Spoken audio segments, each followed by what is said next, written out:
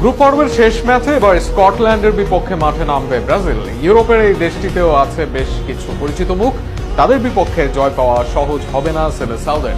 সেখানে 3 চ্যালেঞ্জের মুখোমুখি হতে হবে ব্রাজিলকে। শেষ ম্যাচে জয় পেতে স্কটল্যান্ডের বিপক্ষে ব্রাজিলের সম্ভাব্য 3 চ্যালেঞ্জ নিয়ে থাকছে প্রতিবেদন। নকআউটে যাওয়ার আগে শেষ ম্যাচের সামনে ব্রাজিল 2 ম্যাচ শেষে 4 পয়েন্ট নিয়ে সেলেসাওরা রয়েছে গ্রুপের শীর্ষে। অন্যদিকে স্কটল্যান্ডও লড়াইয়ে আছে নকআউট নিশ্চিত করার লক্ষ্য নিয়ে। ফলে এটি শুধু নিয়ম রক্ষার ম্যাচ নয়, বরং দুই দলের জন্য গুরুত্বপূর্ণ এক পরীক্ষা। কাগজে কলমে ব্রাজিল এগিয়ে থাকলেও ইউরোপের এই দলটিকে হালকাভাবে নেওয়ার সুযোগ নেই। সেখানে রবার্টসনদের বিপক্ষে 3 পরীক্ষা দিতে হবে ব্রাজিলের। প্রথম পরীক্ষা থাকবে স্কটল্যান্ডের রক্ষণের বিপক্ষে।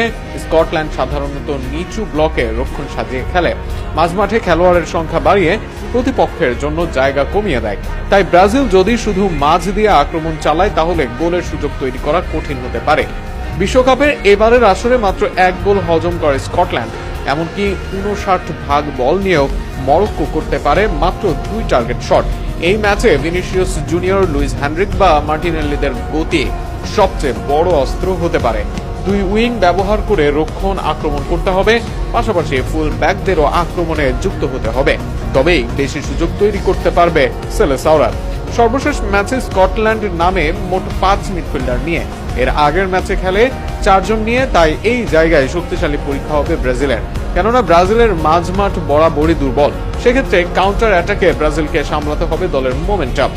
ম্যাককিন, ম্যাকটোমিনাই, গ্যানন ডোকদের নিয়ে করা মাঝ মাঠের বিপক্ষে ব্রাজিলের ব্রুনো গিমারেজ, ক্যাসিমিরো কিংবা লুকাস পাকেটার দায়িত্ব হবে মাঝ মাঠের ভারসাম্য ধরে রাখা। আক্রমণে ওঠার পাশাপাশি বল হারালেই দ্রুত প্রেসিং করতে হবে সবাইকে।